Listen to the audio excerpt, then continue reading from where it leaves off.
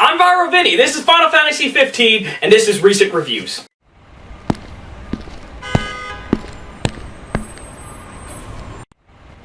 Now, I am not the hugest Final Fantasy fan. In fact, the only one I think I've actually played was 7. But I still appreciate the series, and I admire all the things it's done for gaming. So, needless to say, I really did not give two shits about Versus 13 or any of that other stuff. Really, the thing that got me excited for this game was when they re-revealed it as Final Fantasy 15, and looking at all like the Uncharted-esque like cutscenes and the quick time events, and how they were talking about how it's going to be more simple, more streamlined. They're not going to be all crazy Final Fantasy magic-y stuff. And I gotta say, for the most part, it is all those things. There's still seeds of Final Fantasy, but in terms of me as a beginner and someone kind of on the outside of the series, this is a great place for people to start if you haven't really played any Final Fantasy games before. With the caveat, if you enjoyed the old school RPG, like turn-based stuff of the past Final Fantasies, you may not like some of the changes they've made. So in terms of the story, it's this weird thing of... So it starts off very simple, where you're this prince, and you're going on a road trip to your marriage for a political reason, yada yada. And then, short version, without spoiling too much, because it's the first 10 minutes of the game, shit goes down, your kingdom gets taken over, and you have to postpone your wedding to find these secret tombs to get power to get your kingdom back. And all that's fine, and for the first like 3/4 of the game, that's it. It's just you going around, exploring these tombs, trying to get your power back, while fighting on the Empire. And then in that last like quarter of the game, it gets really weird.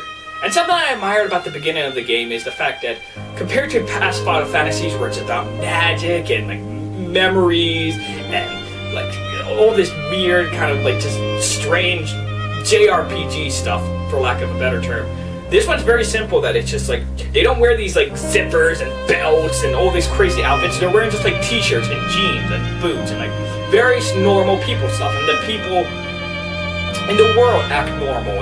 Everyone's driving cars, and so all that starts off very normal, and I love that first 3/4 of the game. But in that last quarter of the game, it's not bad, but then they just switch all of it, and they put all that Final Fantasy stuff that's been out of the game so far, they push it into the last quarter of the game, where then they start dealing about like immortals, and resurrection, and death, and gods, and demons, and it gets very weird. Not necessarily bad, but if you haven't liked past Final Fantasies because of that weirdness, a lot of it is shoved into that last quarter. So me personally, I didn't mind, but there was a lot for that last 2/3 where I was just like, what the hell is going on here? But besides that, in terms of the actual story, besides the fact that I don't know what the hell was happening, it surfaces the plot well enough, fine. It's not the most emotional, engaging story, but I still enjoyed it. I still wanted to see what would happen next. Bearing in mind, that last quarter, you're just going, what the hell is going on? As for the gameplay, it is this very weird combination where I love Kingdom Hearts, and in that game it has a simple, where you're not actually attacking, you're pressing enter on a menu, and you can choose attack, magic, items, and you have to like move the menu mid-battle to attack and block and all that other stuff. This one makes that even simpler, where if you press circle, you attack, and if you hold it down, you'll just auto-attack. And you can dodge, but it's not an action game per se, as it's still like there's a delay, and there's kind of like you have to dodge in advance, as opposed to like split-second to games like kind of Ninja Gaiden or any of those other action-type games. This one there's still that kind of slight delay where it's almost like planning, but you're not. Either way, you can get an item that just auto dodges for you, which helps so much because again, it's not about dodging at the last second. Basically, you have to dodge before the enemy attacks, which is a weird thing. But the actual gameplay is very reminiscent of something like Metal Gear Solid 5 or The Witcher or something like that, where they just give you this big open world and they just go, here, do a bunch of side quests. Instead of focusing on one or two main stories, there's just like 400 or 500 little side quests for you to do.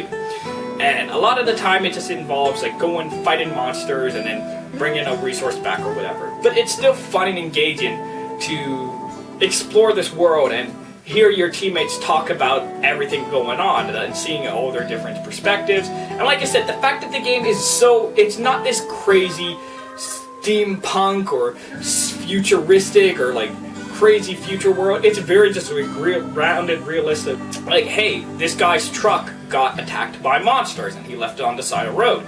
Go fight off the monsters and get the cargo back. It's not these like fantasy or sci-fi or steampunk things as opposed to other games. It's a lot more grounded and realistic. It's much more simpler and easier to understand. In that terms, I appreciate that because, like I said, as someone who doesn't like that other fantasy weird stuff, I love the fact, like I said, it's very simple, it's very straightforward.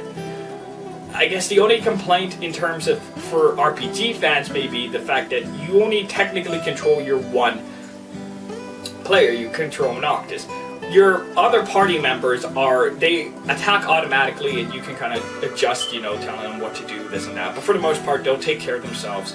And when you use the item menu, it like pauses combat, so you can you don't have to be on your toes in terms of other games where you're balancing their health and dodging and doing yours.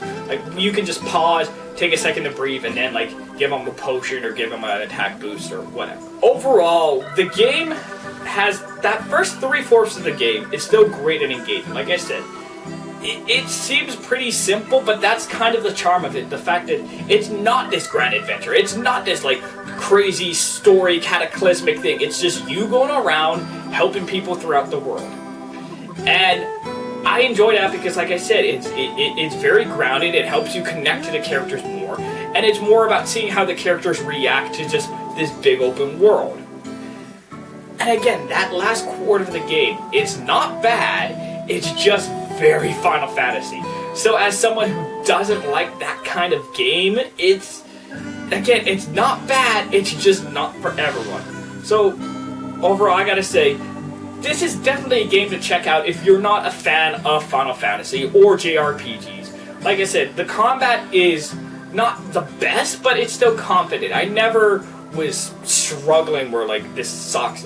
It's no Kingdom Hearts, and it's no turn-based battle. It's this weird kind of hybrid of the two. So some people may like it, some others may hate it, but it's definitely something different. I've not seen any other game have combat like this. So that's something to definitely check out. But like I said, overall, if you're just looking for a game that you just want to spend hours upon hours, just exploring the world, unlocking different weapons, going to different dungeons, fighting all sorts of monsters. Anyone who likes the Monster Hunter series will love this game because 70% of the game is just you go and get a bounty for a monster in the wild and then go fighting it and bringing it back and repeat.